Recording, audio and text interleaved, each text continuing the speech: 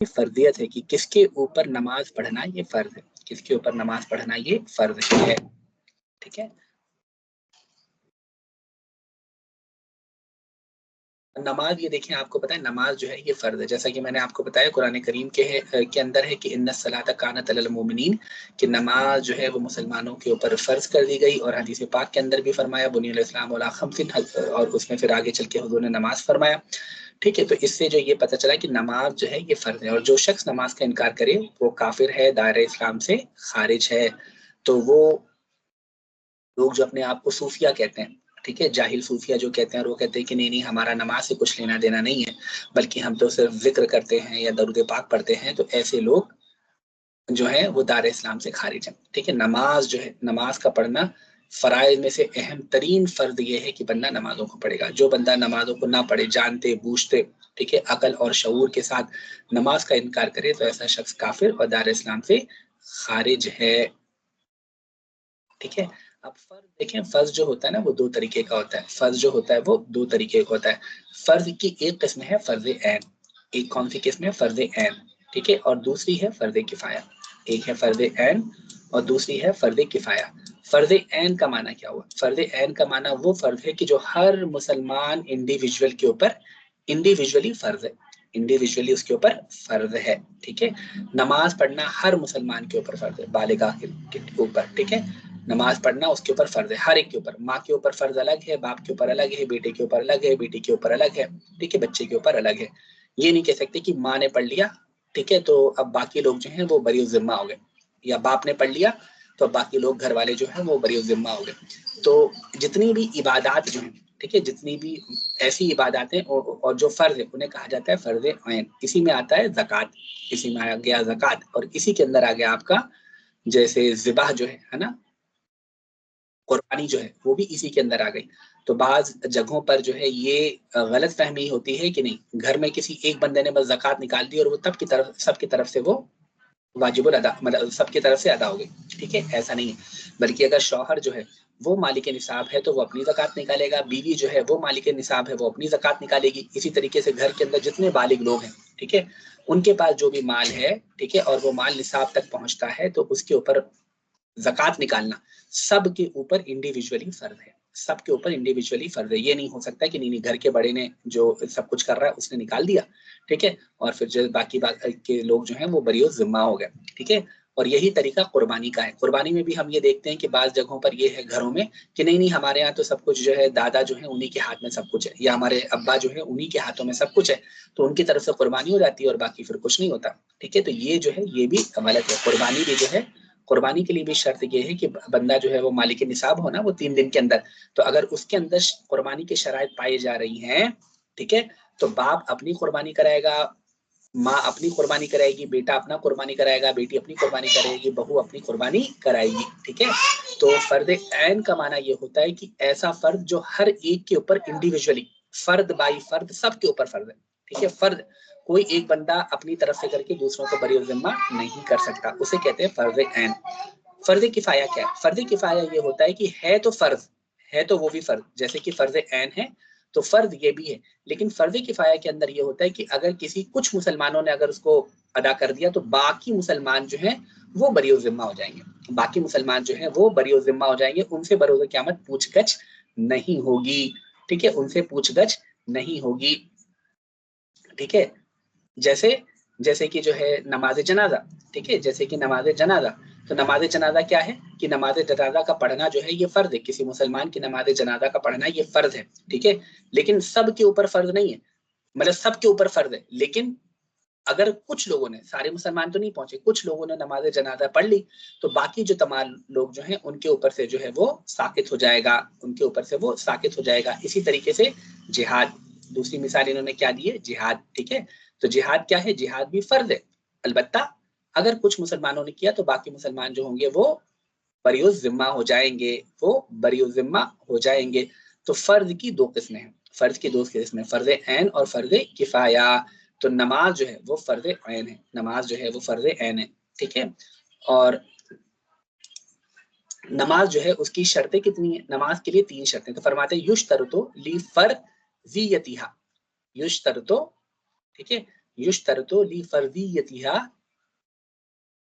सलासतु अशिया सलासतु अशिया। ठीक है, कितनी तीन चीजें हैं कि फर्ज के लिए कितनी तीन चीजें हैं, और वो तीन चीजें कौन कौन सी हैं? अल इस्लामु, सबसे पहले क्या है? इस्लाम। ठीक है, सबसे पहले कि मुसलमान जो है नमाज पढ़ने के लिए जरूरी है कि बंदा मुसलमान हो, बंदा मुसलमान हो। दूसरा क्या है? बालिग। दूसरा क्या है? बालिग। मुसलमान भी हो और बालिग भी हो तब उसके ऊपर नमाज फर्ज होगी। तो नाबालिग बच्चे जो है उनके ऊपर नमाज फर्ज नहीं है। और तीसरी चीज क्या है? तीसरी है अक्ल।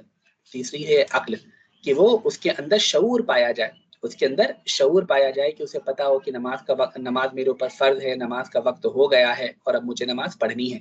तो अक्ल जो है ये भी वाजिब है, मतलब ये भी फराइज में से एक है। तो ये तीन चीजें जब पाई जाएंगी, ठीक है, ये तीन चीजें जब पाई जाएंगी तो ऐसे मुसलमान के ऊपर नमाज का पढ़ना, ठीक है, पांचों वक्त की नमाज का पढ़ना उनके वक्तों में, ये उसके ऊपर फर्ज है, ये उसके ऊपर फर्ज है। इस्लाम, जब हमने कहा इस्लाम, तो इससे ये पता चला कुफार जो है उनके ऊपर नमाज फर्ज नहीं। तो अब अगर कोई शख्स जो है वो मुसलमान हुआ, काफिर था वो मुसलमान हुआ, तो अब जितनी भी उसकी पुराने जमाने की जितनी भी उसकी नमाजें उसने नहीं पढ़ी थी, ठीक है, अब जैसे कोई बंदा 60 साल की उम्र में वो इस्लाम लेकर आया, तो बाकी जिंदगी उसने जो नमाजें नहीं पढ़ी थी 40-50 साल, ठीक है, तो अब उसके ऊपर जरूरी नहीं है कि उन नमाजों को वो पढ़े। क्यों? क्योंकि नमाज के पढ़ने के लिए इस्लाम शर्त था, शर्त है, ठीक है। तो जब 40-50 साल इस्लाम ही नहीं पाया गया तो उसके ऊपर नमाज भी फर्ज नहीं होगी। हाँ, अलबत्ता अब जब ये मुसलमान हो गया तो तब उसके ऊपर नमाज पढ़ना फर्ज हो जाएगा। अकल, कोई बंदा है बेहोश है और बेहोशी की हालत में जो इसकी पूरी की पूरी मतलब नमाज का वक्त चला गया, तो ऐसी सूरत में अब हम फर्ज नहीं है, ठीक है, हालांकि कजा हो गई बाद में वो पड़ेगा, लेकिन फर्ज जो है उसके ऊपर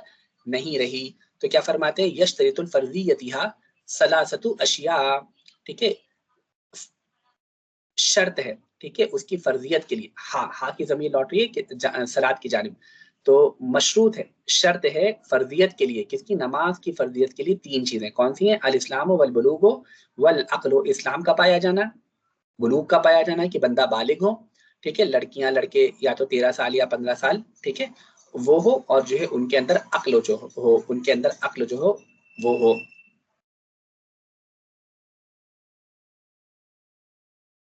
फरमाने इन्होंने ये बुलूग तो कह दिया, इन्होंने बुलूग तो कह दिया कि जब बालिग हो जाए तब जो है उनको नमाज पढ़ने की मतलब नमाज पढ़ना फर्ज है।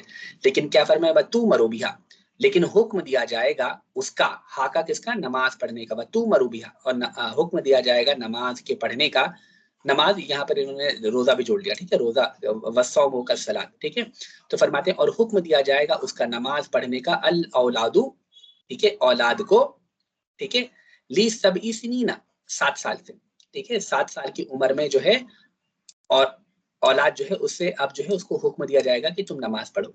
7 साल की उम्र में औलाद से कहा जाएगा कि अब तुम नमाज पढ़ो, उसको नमाज सिखाई जाएगी, सूरह फातिहा हो गई, जम सूरह हो गई, अत्तहियात हो गई, ठीक है, ये तमाम, दरूद शरीफ हो गया, तो ये तमाम की तमाम चीजें उसको सिखाई जाए और फिर उससे ये कहा जाए कि पढ़े, ठीक है। अभी हुक्म दिया गया तो वो कभी पढ़ेगा कभी छोड़ देगा, ठीक है, जैसे फजर की नमाज छूट गई या चले ईशा की नमाज छूट गई तो कभी पढ़ेगा कभी छोड़ देगा। आगे क्या है? वाह तुद्रबो, वतुद्रबो अलैहा ली अश्रिन,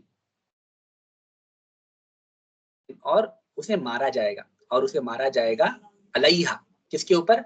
किस चीज के ऊपर मारा जाएगा? अला तर्किहा, ठीक है, नमाज के तर्क करने पर उसे मारा जाएगा।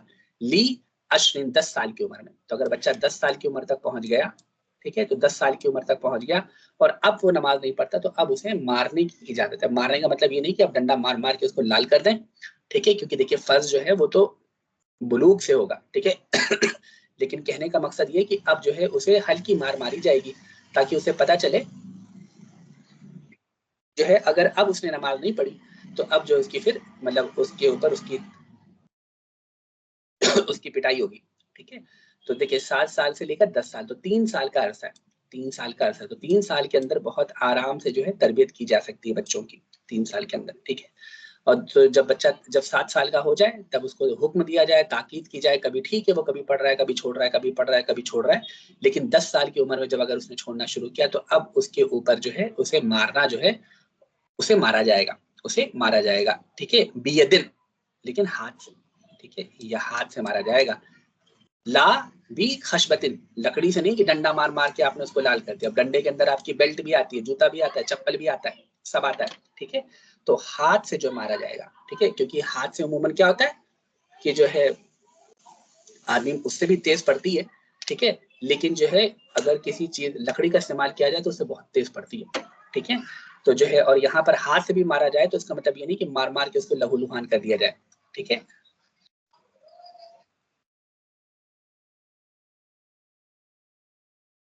चलें, तो ये है। अब जो है ये तो शर्त, ये तो फराइज हैं, ठीक है, शर्त सॉरी शर्तें, ठीक है। सलाद की कितनी शर्तें? 3 शर्तें, इस्लाम का पाया जाना, बुलूग का पाया जाना और अक्ल का पाया जाना, ठीक है। अब इसका सबब क्या है? नमाज जो है, नमाज का सबब क्या है, यानी नमाज कब पढ़ी जाएगी, ठीक है, नमाज कब वाजिब होती है, कब पढ़ी जाएगी? तो फरमाते हैं असबाबुहा औकातिहा, तो फरमाते हैं कि इसका सबब जो है वो, सबब क्या है? पाया जाना, वक्त का पाया जाना, ठीक है। तो असबाबुहा औकातुहा, तो उसका सबब क्या है? नमाज का सबब क्या है? कि उसके उसके वक्त का पाया जाना। तो अगर वक्त नहीं पाया गया तो नमाज नहीं पढ़ी जाएगी। अब जोहर का वक्त शुरू नहीं हुआ तो आप जोहर की नमाज नहीं पढ़ सकते, असर का वक्त शुरू नहीं हुआ तो आप असर की नमाज असर की नमाज नहीं पढ़ सकते, ठीक है।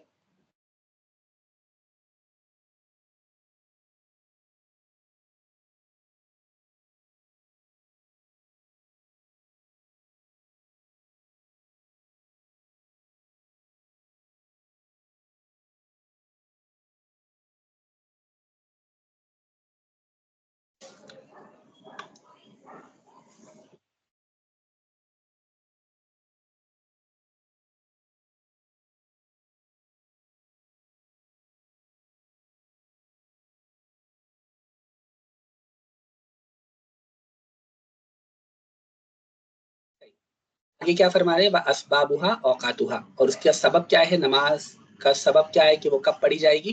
तो ये है कि उसके वक्त में, जब वक्त होगा तब पढ़ी। आगे क्या फरमाते हैं? तजिबो व तजिबो अव्वलिल वक्ती, और वाजिब हो जाती है, यानी नमाज जो होती है वो वाजिब हो जाती है अव्वले वक्त में, वजूबन, ठीक है, वो वाजिब हो जाती है मुवस्सअन, ठीक है।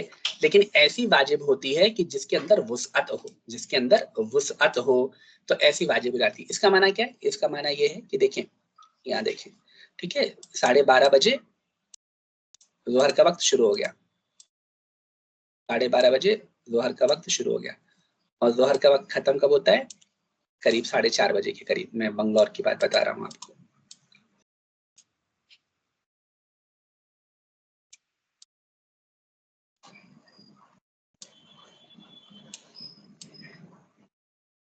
ठीक है। तो ये यहाँ से जोहर का वक्त ये शुरू हो गया आपका, जोहर का वक्त, ठीक है। तो क्या कहते हैं कि ये तजिबो अव्वलुल वक्ती, और अव्वल वक्त में ही वाजिब हो जाता है वजूबन मुसव्वान, लेकिन ऐसा वाजिब होता है कि जिसके अंदर वुसअत हो। इसका माना क्या हो? जैसे ही 12:30 बजे, जैसे ही 12:30 बजे नमाज अब उस बंदे के ऊपर वाजिब हो गई, अब उस बंदे के ऊपर वाजिब है, फर्ज है कि वो नमाज पढ़ेगा, ठीक है, फर्ज है कि वो नमाज पढ़ेगा जैसे ही 12:30 बजे। लेकिन रिलैक्सेशन क्या है, वुसअत क्या है? कि वो 4:30 बजे तक कभी भी नमाज पढ़ सकता है। यानी कि ठीक है, 12:30 बजे एग्जैक्टली जैसे ही 12:30 बजे जोहर का वक्त शुरू हो गया, अब उसके ऊपर नमाज वाजिब हो गई, उसके ऊपर नमाज वाजिब हो गई, ठीक है। लेकिन उसका मतलब ये नहीं कि एग्जैक्टली वो 12:30 बजे ही पड़ेगा, बल्कि उस वक्त के अंदर वुसअत है, उस वक्त के अंदर वुसअत है। कितनी वुसअत है? 4:30 बजे तक की वुसअत है, ठीक है। तो वो ये पूरे 4 घंटे के दौरान, इस पूरे 4 घंटे के दौरान जब भी वो नमाज पढ़ेगा उसकी नमाज जो होगी वो अदा हो जाएगी। इसी तरीके से बाकी नमाजों का, ठीक है। फजर का नमाज का वक्त 4:30 बजे शुरू होता है, ठीक है, 4:30 बजे शुरू होता है और 6 बजे खत्म हो जाता है। तो जैसे ही सुबह के 4:30 बजे नमाज, फजर की नमाज का उसके ऊपर नमाज पढ़नी है वाजिब हो गई, उसके ऊपर नमाज पढ़नी वाजिब, लेकिन 6 बजे से पहले पहले वो जब भी पढ़ेगा उसकी नमाज जो होगी वो अदा हो जाएगी। आगे क्या फरमाते हैं? वल औकातो खमसतुन, और नमाज के वक्त कितने हैं? 5 हैं। नमाज के वक्त क्या है? 5 हैं। वल औकातो खमसतुन, नमाज के वक्त 5 हैं। वक्त सुबही मिन मिन तुलुइल फजरिल सादिकी इला कबील तुलुइ शम्सी, ठीक है। तो सबसे पहला क्या है? वक्त सुबह, ठीक है, 5 है, 5 नमाजों का वक्त है। सबसे पहला फजर की नमाज क्या है? तो कहते हैं वह वक्त सुबह मिनत, वक्त सुबह मिनत तुलुइल फजर सादिक इला कबील तुलुइ शम्सी। तो ये सबसे पहले फजर का वक्त कब शुरू होता है? जब जो है सुबह सादिक जो है, ठीक है, फजर सादिक जो है वो शुरू हो जाए, वो शुरू हो जाए कब तक? जब तक कि सूरज जो है वो निकलना है, जब तक कि सूरज निकलना है। ये हम पहले आपको पढ़ा के आ चुके हैं ना कि जब रात खत्म हो जाती है और दिन शुरू होता है तो उसमें उमूमन ये होता है कि सबसे पहले आसमान के ऊपर एक रोशनी सी छा जाती है, ठीक है, उसके बाद फिर वो रोशनी गायब हो जाती है। और फिर उसके तो जब उतने टाइम रोशनी छाती है ना तो लोगों को लगता है कि अब सूरज निकलना शुरू हो गया, अब सूरज निकलना शुरू हो गया। तो वो असल में फजरे काजिब होती है, वो असल में फजरे काजिब होती है। तो जब वो रोशनी चली गई और अंधेरा आ गया, तो अब ये अंधेरा आने के ये जो अंधेरा आया है इसे फजरे सादिक कहा जाता है, इसे फजरे सादिक कहा जाता है कि अब ये सच्ची फजर है, ठीक है, कि जिसके बाद फिर तुलुए फजर होता है। तो ये सुबह की नमाज का वक्त है, ये फजर की नमाज का वक्त है। आगे क्या है, वह वक्त ज़ुहरी, और जोहर का वक्त क्या है, मिन ज़वाल शम्सी इला अन यसीरा ज़िल्ला कुल्ला शैइन मिस्लैहि औ मिस्लिही, ठीक है। आगे क्या फरमाते हैं, और जोहर की नमाज का वक्त क्या है, सूरज के जवाल से लेकर, सूरज के जवाल से लेकर तब तक जब तक भी किसी चीज का साया, जिल कहते हैं साये को, ठीक है, किसी चीज का साया जो है, कुल्लो शैइन, हर चीज का साया या तो उसके डबल हो जाए या उसके बराबर हो जाए, सिवा जिले इस्तिवा, ठीक है, बराबरी में उसके बराबर हो जाए, ठीक है, तो तब ये जोहर की नमाज का वक्त शुरू हो जाता है। देखिए यहाँ पर इन्होंने दो चीजें बयान फरमाई है, या तो दो मिस्ल हो जाए या एक मिस्ल हो जाए। तो इसका माना क्या है, इसका माना ये देखिए उमूमन क्या होता है कि जब कोई भी, ये भी शायद मैं आप लोगों को बता चुका हूँ, ठीक है, तो जैसे समझिए कि ये कोई ऑब्जेक्ट है, ठीक है, ये कोई जो है ये पेड़ पेड़ है ये, ठीक है, पेड़ है ये, लेकिन ये पेड़ है, ठीक है, ये पेड़ है। अब ये यहाँ पर जो है ये सूरज है, ठीक है, ये सूरज आ गया। तो अब देखिए जब सूरज आया, सूरज की जो है रेज इसके ऊपर पड़ी, तो अब इसका जो होगा साया होगा, है ना, इसका साया होगा। तो अब जब इसका साया होगा तो अब देखें, अगर ये एक तो इसका ओरिजिनल साया होगा, ठीक है, जितना लंबा ये है, तो अगर ये 50 सेंटीमीटर है या समझिए कि 30 सेंटीमीटर है, ठीक है, तो इसका असली साया जो होगा क्या होगा, वो भी 30 सेंटीमीटर होगा। तो वो तो उसका असली साया हो गया, ठीक है, 30 सेंटीमीटर। तो या तो उसके बराबर साया हो, तो 30 सेंटीमीटर प्लस 30 सेंटीमीटर, ठीक है। तो अगर जो है रिफ्लेक्शन जो है, सॉरी रिफ्लेक्शन नहीं से क्या कहेंगे, शैडो, ठीक है, तो अगर शैडो 60 सेंटीमीटर तक है तो तब जो है अब उतने टाइम जोहर का वक्त खत्म हो गया, उतने टाइम जोहर का वक्त खत्म हो गया, ठीक है। तो एक कॉल ये है, और दूसरा कॉल ये है कि मिसलैन दो यानी 30 और, ठीक है। तो जब शैडो जो है ये पूरी की पूरी इतनी शैडो हो गई, यानी 30 + 30 + 30 90, तो अगर 90 सेंटीमीटर हुई तब जो है जोहर का वक्त खत्म हो जाएगा। और एक कॉल में ये है कि जब से 60 सेंटीमीटर हुई, ठीक है, तब जोहर का वक्त खत्म हो जाएगा और असर का वक्त शुरू हो जाएगा।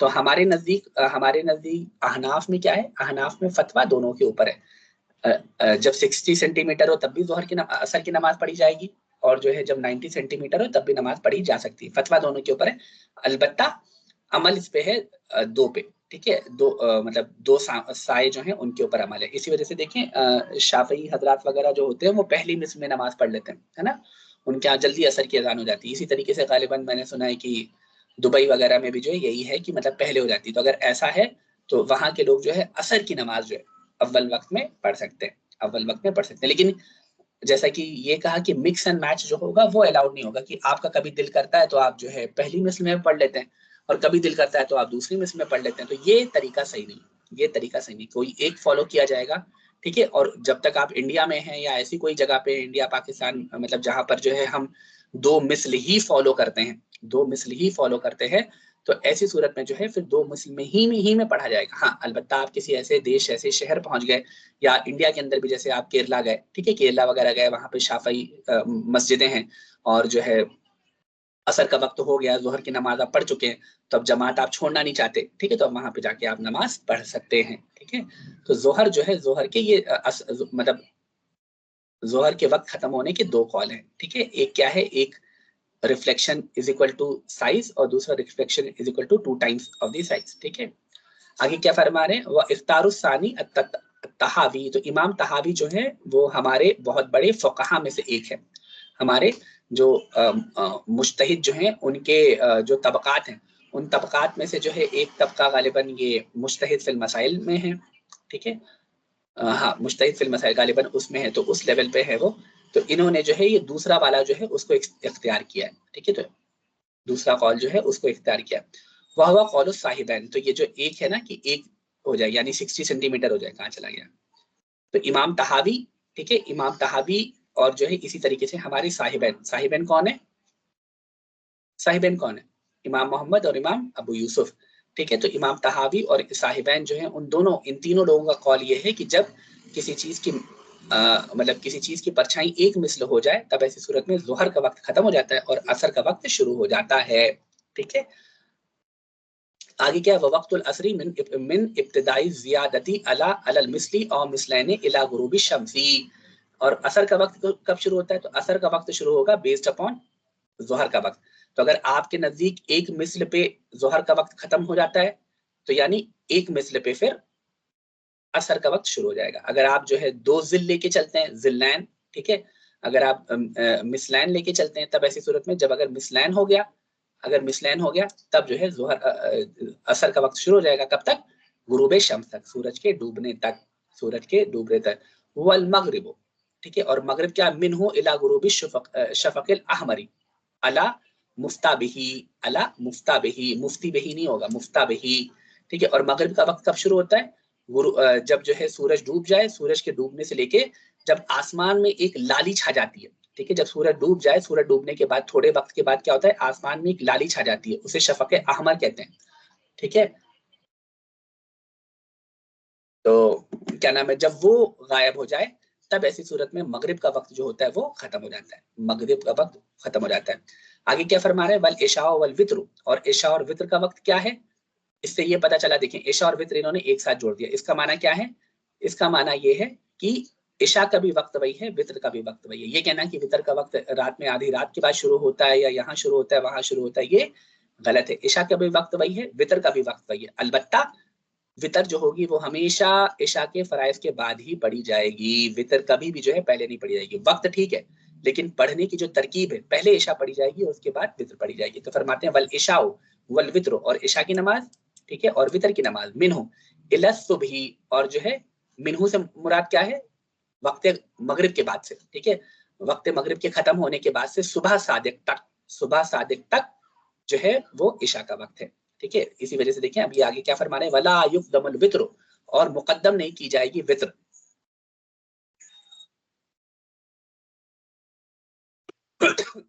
ला युक़द्दमुल वित्र, और मुकद्दम नहीं की जाएगी, पहले नहीं पढ़ी जाएगी वित्र, अलल इशाई, ठीक है, अलल इशाई, इशा के ऊपर लित तरतीबिल लाजिमी, ठीक है, क्यों, क्योंकि इसमें तरतीब जो है वो लाजिम है, तरतीब जो है वो लाजिम है, इसमें तरतीब जो है वो लाजिम है, ठीक है।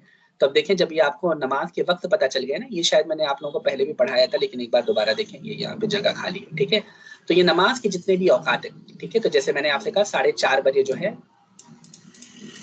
सुबह 4:30 बजे क्या नाम है फजर का वक्त शुरू हो जाता है, ठीक है। तो ये फजर का वक्त शुरू हुआ, उसके बाद क्या, फजर का वक्त शुरू हुआ और जो है 6 बजे जो है सूरज डूब गया, ठीक है, ये सूरज डूब गया, तब यहाँ पे फजर का वक्त खत्म हो गया। अब जो है सूरज के डूबने से लेकर अब क्या है, अब जवाल का वक्त शुरू होता है, साढ़े मतलब 12 बजे के 11:30 के करीब शुरू होता है, 12:30 से जो है हमारा जोहर का वक्त शुरू हो जाता है, ठीक है। तो अब ये हो गया 12:30 से जोहर का वक्त शुरू हो गया, उसके बाद 4:30 बजे असर का वक्त शुरू हो जाता है, 6:15 पे मगरिब का वक्त शुरू हो जाता है, ठीक है। और उसके बाद जो है 6:15 पे मगरिब का वक्त शुरू हुआ और उसके बाद गालिबन 7:20 पे जो है ना इशा का वक्त शुरू हो जाता है, ठीक है। और ये इशा का वक्त कब तक रहता है, देखिए ये यहाँ 4:30 बजे तक रहता है ना। तो ये फजर हो गई, ये जोहर हो गई, ये असर हो गई, ठीक है, ये मगरिब हो गई और ये इशा हो गई, ठीक है। तो इसका मतलब क्या हुआ, इसका मतलब ये हुआ कि ये पांचों नमाजें जो है ना ये कनेक्टेड है। सिर्फ ये टाइम जो है, ठीक है, सिर्फ ये टाइम सूरज के डूबने, सूरज के निकलने से लेकर, सूरज के निकलने से लेकर गुरूब तक, सॉरी जवाल तक, ये वक्त ऐसा है कि जिसमें कनेक्शन नहीं है, जिसमें कनेक्शन नहीं है, ठीक है। तो इससे ये मैंने आपको क्यों बताया, ये मैंने इस वजह से बताया कि जैसे कोई बंदा, जैसे ये है कि जोहर की नमाज या किसी भी नमाज का वक्त जो होता है, जैसे ही वक्त शुरू हुआ वो उसके ऊपर वाजिब हो जाती है, जैसे ही वक्त शुरू हुआ वो नमाज उसके ऊपर वाजिब हो जाती है, ठीक है, लेकिन आखिरी वक्त तक वो मुकद्दम कर सकता है। लेकिन अगर आखिरी वक्त तक इतनी मुकद्दम कर दी कि अब वो अपनी नमाज नहीं पढ़ सकता, तो अगर किसी शख्स ने उस नमाज के रहते रहते तकबीर तहरीमा कह ली और दूसरी नमाज का वक्त शुरू हो गया, तो उसकी नमाज हो जाएगी, ठीक है। तो अब जोहर की नमाज का वक्त एकदम खत्म होने वाला था, समझिए कि 4:29 पे उस बंदे ने एकदम बस अल्लाह अकबर कही, जैसे उसने नियत बांधी 4:30 बज गए और असर का वक्त शुरू हो गया, तो उसकी जोहर की नमाज जो होगी ना वो हो जाएगी। क्यों? क्योंकि वक्त के अंदर तकबीर तहरीमा का पाया जाना ये जरूरी है, ठीक है, क्योंकि वक्त के अंदर तकबीर तहरीमा पाई गई, तो अब जो है ये कहा जाएगा कि उसकी जोहर की नमाज जो है ना वो उसने पाली। सेम थिंग असर का है कि भले ही सूरज डूब रहा है, भले ही सूरज डूब रहा है, ठीक है, लेकिन उस वक्त भी असर की नमाज, अगर उसने अल्लाह अकबर कहा और अल्लाह अकबर कहते ही सूरज डूब गया, मगरिब का वक्त शुरू हो गया, उसकी असर की नमाज हो जाएगी।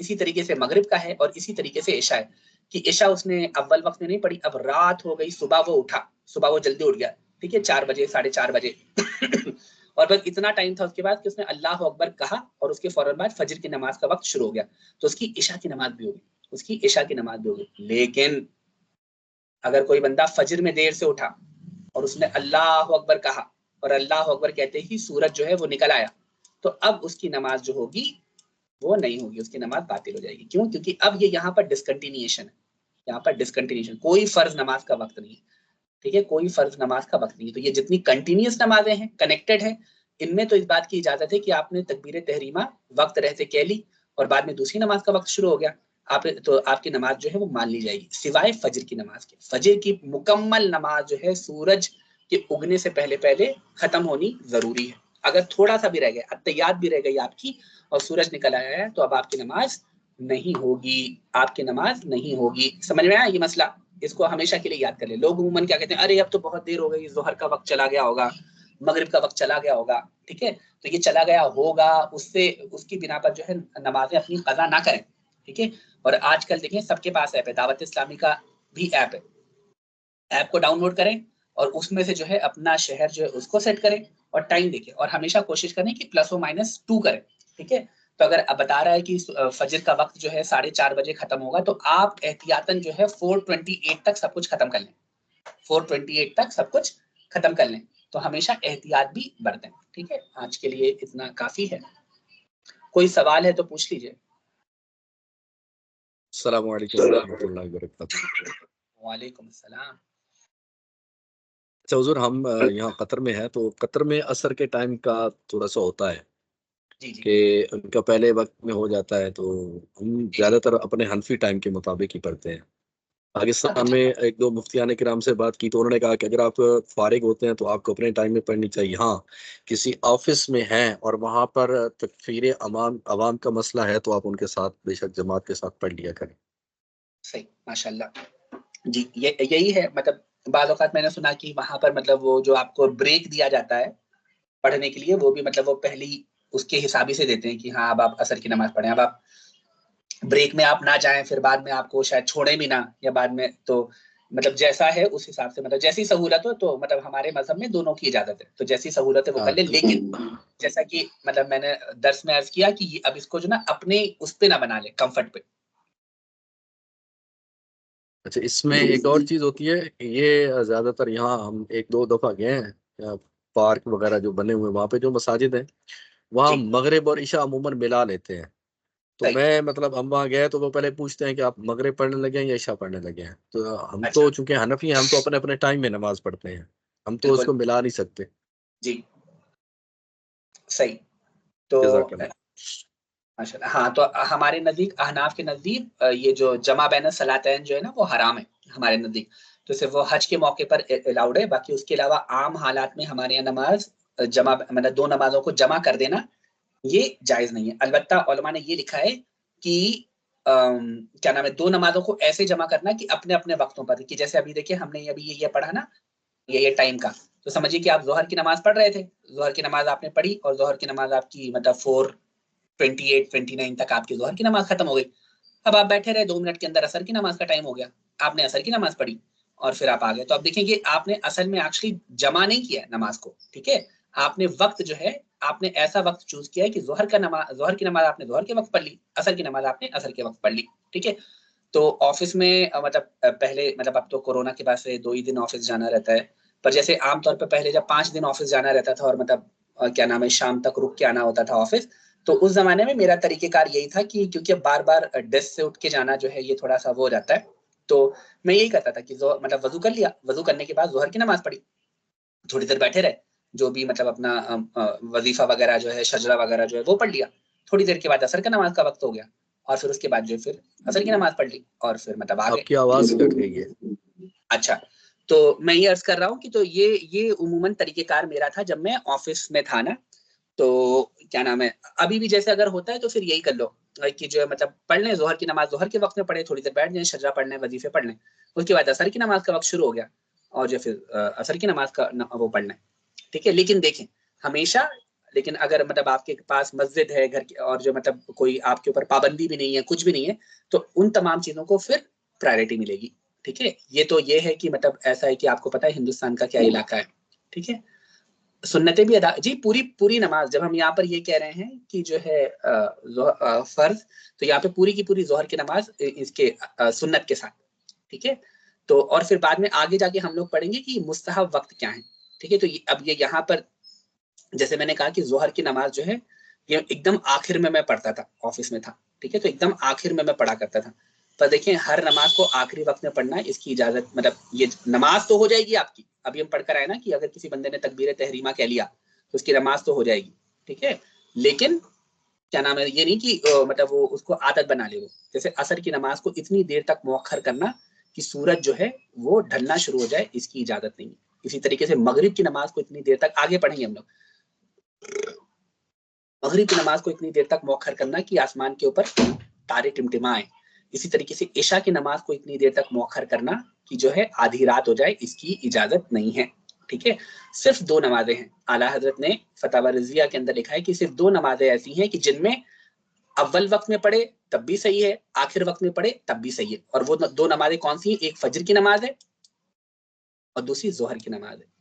ठीक है, इसको हमेशा याद रखें। बाद लोग कहते हैं कि इतनी देर से नमाज पढ़ रहा है, इतनी देर से नमाज पढ़ रहा है। ठीक है, इतनी देर से नमाज पढ़ना जो है वो सही नहीं है, लेकिन सब नमाज के लिए नहीं, बल्कि फजर और जोहर की नमाज के लिए यह है कि अगर आप अव्वल वक्त में पढ़ें, ठीक है, अव्वल वक्त में पढ़ें तब भी मतलब सही है, आखिरी वक्त में पढ़े तब भी सही है, बगैर किसी गुनाह के।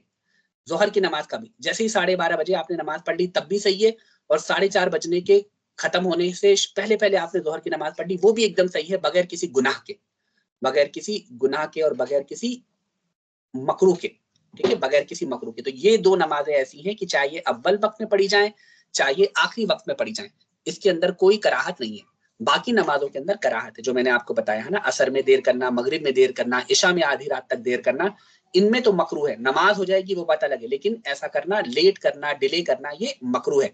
लेकिन ये जो 2 नमाजें हैं इनमें आप जो, इसी वजह से देखिए जब मैं ऑफिस में था तो जोहर की नमाज को इतनी देर तक मौखर कर देता था, आखिरी वक्त तक मौखर किया, नमाज पढ़ी और उसके बाद वो। और ये सब के लिए मतलब जैसे अगर आपके ऊपर जमात वगैरह वाजिब नहीं है, घर में औरतें वगैरह हैं, ठीक है, छोटे बच्चे वगैरह हैं, तो अगर वो चाहें तो ये आखिर तक मौखर करें, जोहर की नमाज पढ़ें, असर की नमाज पढ़ें, फिर फारिग हो गई। ठीक है, और खासकर जो है ये रमजान वगैरह में भी अगर ये हो, क्योंकि असर के फौरन बाद जो है फिर वो इफ्तारी वगैरह का सिलसिला होता है ना, तो ये 2 नमाजें ऐसी हैं कि जिनमें अव्वल वक्त में नमाज पढ़ी जाए, आखिरी वक्त में नमाज पढ़ी जाए, बगैर कराहत जायज है। समझ में आया ये मसला? ठीक है, तो ये कहना कि सारी नमाजें देर से पढ़ रहे हो, देर से पढ़ रहे हो, तो ये गलत है। तो ये कहना गलत है। ठीक है, समझ में आया कि नहीं?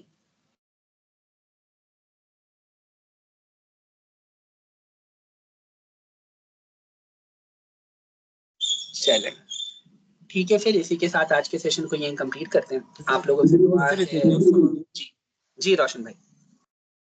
हजरत ये अभी फजर की नमाज सलाम उसका हमें वो फजर का वक्त खत्म होने से पहले जैसे फेरना है, ऐसा जी, क्या जुमा की नमाज के लिए भी यही शर्त है? जुमा के लिए भी यही शर्त है। अच्छा, जी हजरत। ठीक है, जुमा के लिए भी यही शर्त है, जो शर्त फजर की है वो जुमा की है। जी ठीक है, हजरत। सही। और यही ईदैन के लिए भी है, जी जी हजरत। यही ईदैन के लिए भी है। ठीक है, तो जुमा की नमाज हो, ईदैन की नमाज हो, अगर पढ़ते पढ़ते असर का वक्त शुरू हो गया तो वो नमाज बातिल हो जाएगी। जी, जज़ाकल्लाह। चलें सही, ठीक है, फिर आज के सेशन को यहीं कंप्लीट करते हैं। आप लोगों से गुजारिश है कि मेरी अम्मी के लिए दुआ करें। पिछले 1 हफ्ते से वो आईसीयू में एडमिट थी, तो किडनी वगैरह मैंने आप लोगों को बताया था कि किडनी उनकी मतलब स्टेज 5 है और किडनी खराब हो ही चुकी है। और उसके बाद फिर उनको डेंगू हो गया, फिर इन्फेक्शन हो गया, सेप्सिस। तो करीब 8 दिन आईसीयू में थी। सैटरडे की शाम को हम लोग डिस्चार्ज करके लेकर आए, लेकिन कल घर आने के बाद मतलब फिर उनकी तबीयत खराब हो गई, तो कल रात फिर एडमिट किया और अभी फिर वो कमांड हॉस्पिटल में, फिर अभी आईसीयू में है।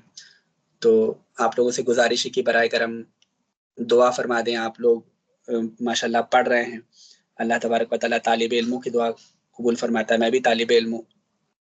अल्लाह तबारक व तआला हमारे इस पढ़ाने की बरकत से, इस एकेडमी की बरकत से आज अल्हम्दुलिल्लाह आज पढ़ाते हुए हमें 2010 में ये शुरू किया था।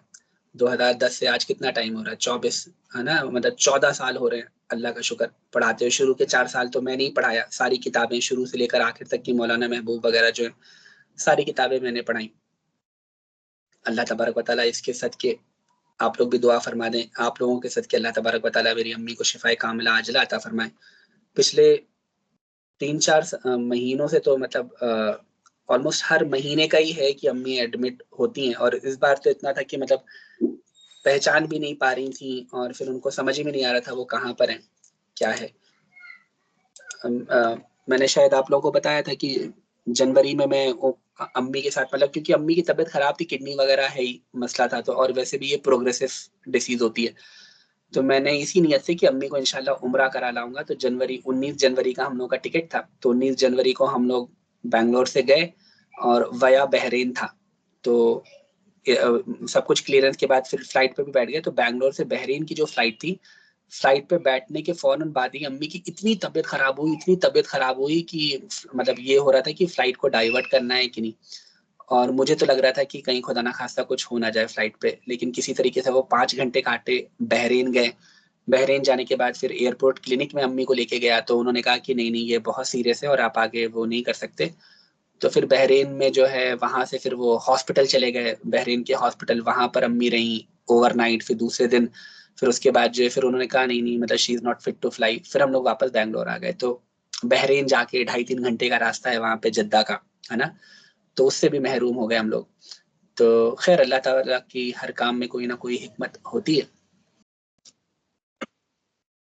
के बाद से फिर अम्मी के फिर मतलब काफी उसके बाद वो हो गए। खैर आप लोगों से गुजारिश है कि बराए करम अपनी नमाजों में तहज्जुद में उठते हों, जब भी कभी दुआ करते हो खुद कर दें, अपने घर वालों से करवा दें। आपके कोई बुजुर्ग हैं, उलमा हैं, उनसे दुआ फरमा दें कि अल्लाह तबारक व तआला मेरी अम्मी को, उनका दिमाग भी मजबूत हो जाए, बदन भी मजबूत हो जाए, अल्लाह खैर करे। आमीन। चलें सही, ठीक है फिर अल्हम्दुलिल्लाह रब्बिल आलमीन। या लालमीन हमारे पढ़ने पढ़ाने को अपनी बारगाह में कबूल फरमाए, इसकी बरकतों से दुनिया और आखिरत में इज़्ज़त वक़ार, कामयाबी और कामरानी अता फरमा, ज़िल्लत और रुसवाइयों से बचाए, ईमान और आफियत के साथ शहादत वाली मौत नसीब अता फरमा। या आलमीन ईया एकेडमी में पढ़ने वाले पढ़ाने वालों की बरकत से हम सब की नेक जायज़ दुआओं को अपनी बारगाह में कबूल फरमा। बिलखुसूस मेरी अम्मी उनको शिफाए कामिला आजिला अता फरमा। अल्लाह तबारक व तआला जल्दी से जल्दी वो आईसीयू से निकले, स्टेबल हो जाए, दोबारा घर आए। जो मांगा जो मांगने से रह गया, या आलमीन अपने प्यारे हबीब के सदके इस माहे नूर की मुबारक महीने के सदके नबी करीम सल्लल्लाहु तआला अलैहि वसल्लम की विलादत बासआदत के सदके अल्लाह तबारक व तआला हर मुसलमान की नेक जायज़ दुआओं को कबूल फरमाए, उनके गमों को अल्लाह तबारक व तआला दूर फरमाए, मेरी अम्मी को शिफाए कामिला अता फरमाए। आमीन बिजाहि नबिल अमीन सल्लल्लाहु तआला अलैहि वसल्लम। अस्सलामु अलैकुम व रहमतुल्लाहि व बरकातुहू।